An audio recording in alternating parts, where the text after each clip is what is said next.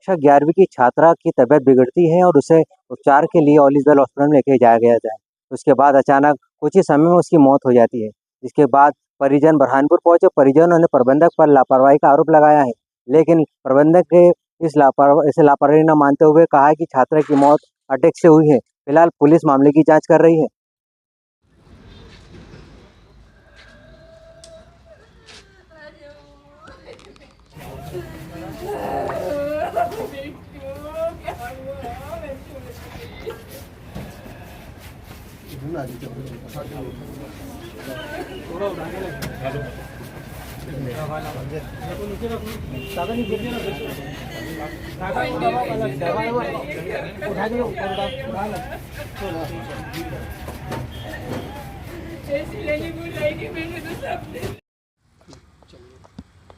Sir बताइए, आपकी बच्ची कहाँ पे कब से पढ़ाई करती थी?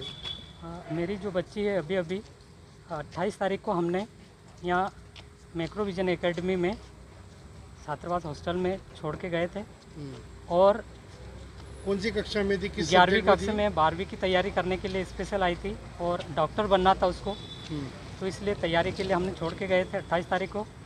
और जो है आज मतलब जो 23 तारीख को, आखिरी बार कब बात हुई थी उनसे? आखिरी तारीख को कल जो है शाम को 5 बजे बात हुई क्या बताई थी उन्होंने? कि मैं अस्पताल जा रही हूँ, मेरे को थोड़ा सा बुखार है, तो वार्डन के साथ जा रही हूँ। और उसके बाद जो है बात हुई, डॉक्टर से बात हुई कि आपकी बच्ची का बीपी लो हो रहा है, एंजियोग्राफी करनी पड़ेगी। हमने कहा कि जल्दी इलाज करिए। और जो है अचानक बोले कि आपकी बच्ची की ज़्यादा तबीयत ख़राब हो गई, जल्दी आ जाओ। और उससे पहले हमें कभी नहीं बताया गया कि आपकी बच्ची की तबीयत ज़्यादा ख़राब है, कि आप आ जाओ, बच्ची को ले जाओ। हॉस्टल वार्डन ने ना बताया, हमने ना स्कूल संचालक ने हमको नहीं बताया कि आपकी बच्ची थोड़ी तबीयत नहीं है, स्कूल नहीं जा रही है, हॉस्टल में ही रह रही है। इसके कारण से आज हमारी बच्ची की जो है जान चली गई। बच्ची कोई वीकनेस थी क्या? बच्ची की किसी तरह से कोई वीकनेस नहीं थी। हाइट में 6 फीट की करीब थी, अच्छी थी और किसी प्रकार की कोई बीमारी नहीं थी। और अचानक हमें तो यही लग रहा है कि जो है एक तो हॉस्टल वार्डन और स्कूल संचालक ने हमें सही जानकारी नहीं दी कि बच्ची आपकी थोड़ी तबीयत ख़राब नहीं है, तो आपको बताएं कि हम आ जाए और उसको कुछ ट्रीटमेंट करा दिया है। और जो है डॉक्टर जो ट्रीटमेंट कर रहा था, तो किसी कारण से कोई हाई डोज दे दिया डॉक्टर ने, या किसी कारण से कुछ उन्होंने जो है कोई दवाई गलत दे दी है, जिसके कारण आज हमारी बच्ची की जान चली गई। जांच कराने को तैयार है आप लोग? हम इसीलिए पोस्टमार्टम कराने के लिए तैयार हैं कि किसी प्रकार को हमारी बच्ची को जो है हाई डोज दवाई दी गई, जिसके कारण से आज हमारी बच्ची डॉक्टर बनने वाली थी, जो आज हम उसकी डेथ हो गई और जिसके कारण से हमको ये दिन देखना पड़ रहे हैं। तो शिकायत करेंगे? शिकायत जरूर है हमारी स्कूल संचालक से कि हमको जो बताया नहीं। पेरेंट्स को स्पष्ट से उन्होंने निर्देश दिए थे कि आपके बच्चे बीमार होगा तो हम ज़रूर आपको पेरेंट्स को बुलाएंगे, लेकिन ऐसा कभी नहीं किया। हमको कभी भी स्कूल संचालक ने फ़ोन नहीं लगाया कि आपकी बच्ची 2 दिन बीमार है, और हम ज़रूर आ जाते।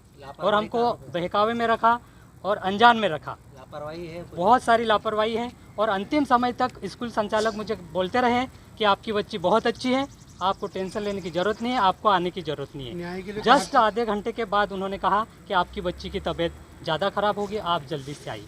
तो इसलिए हम रिक्वेस्ट करते हैं प्रशासन से कि स्कूल प्रशासक के विरुद्ध चौकसी जी जो है चला रहे और हॉस्टल जो वार्डन है, इनको विरुद्ध कार्रवाई की जाए।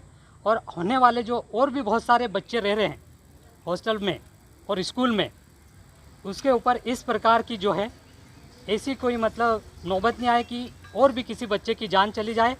इसलिए हम चाहते हैं कि प्रशासन से कड़ी से कड़ी कार्रवाई की जाए, स्कूल संचालक को हवालात में डाल दिया जाए, बंद कर दी जाए स्कूल को। और हम चाहते हैं कि कोई अन्य बच्चों पे इस प्रकार की कोई कार्रवाई ना हो। पोस्टमार्टम रिपोर्ट के बाद आप कोई शिकायत करेंगे अपने स्तर पे? जरूर शिकायत करेंगे। ये शिकायत करेंगे कि स्कूल ने ध्यान नहीं दिया। न्याय के लिए कहाँ तक जाएंगे? न्याय तक हम आवाज़ उठाएंगे और कहेंगे कि जनता से जो स्कूल जो है बहुत चल रही कि स्कूल बहुत अच्छी है, लेकिन इसका जो रख रखाव है, बच्चों का जो लालन पालन है, वह बहुत कमज़ोर है, घटिया है। वो बच्चों पे ध्यान नहीं देते, सिर्फ फीस के लिए बोलते हैं कि 4 लाख रुपए फीस वार्षिक लेते हैं, लेकिन उनकी उतनी सुविधा नहीं है जितने बच्चों को जो है देखभाल कर सके। आपका नाम? मैं डॉक्टर लोहार सिंह ब्राह्मणे, पीजी कॉलेज झाबुआ।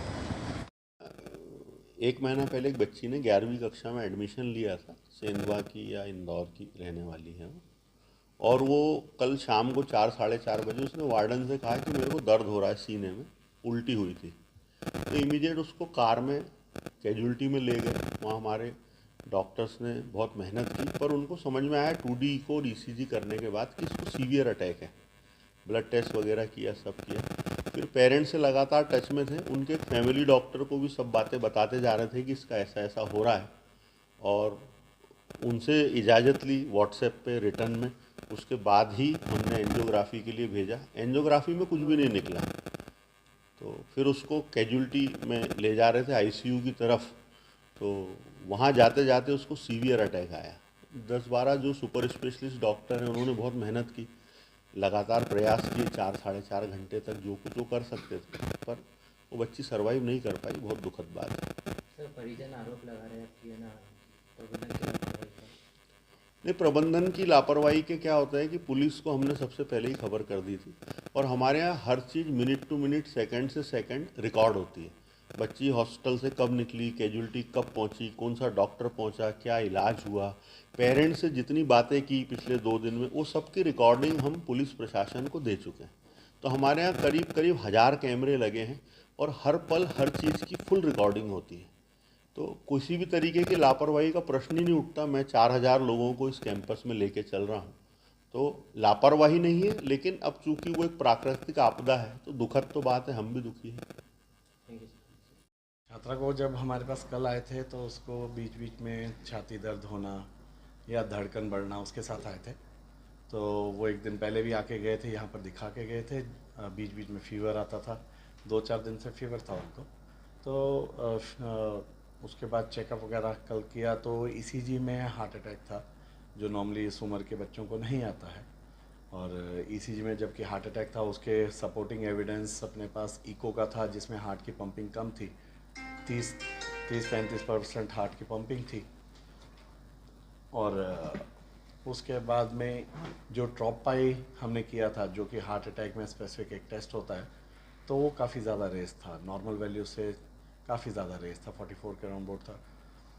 तो फिर हमने उनके पेरेंट्स को इन्फॉर्म किया। पेरेंट्स को इन्फॉर्म करने के बाद उनके जो डॉक्टर हैं उनको इन्फॉर्म किया, और रिटर्न कंसेंट के बाद हमने उनको एंजियोग्राफी के लिए लिया।